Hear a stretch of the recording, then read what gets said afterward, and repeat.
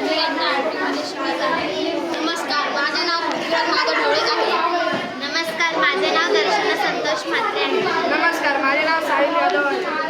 तुम्ही कधी गर्दीने बदलण्यासाठी प्रवास केला आहे? हो केलाय. तुम्हाला त्याचा त्रास झाला? हा झालाय.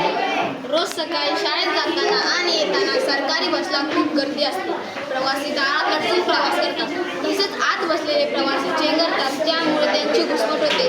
गर्दीने भरलेली बस तिचा उलटून अपघात होण्याची शक्यता असते. यासाठी आम्ही एक सोल्युशन काढले आहे. जर बसचे वजन जास्त झाले असेल तर बस पुढे जाणार नाही किंवा बजर वाजत राहणार. जर बसचा वजन जास्त झालं तर इथे प्लेटोवर वेळ ठेवू नये आणि बजर वाजेल.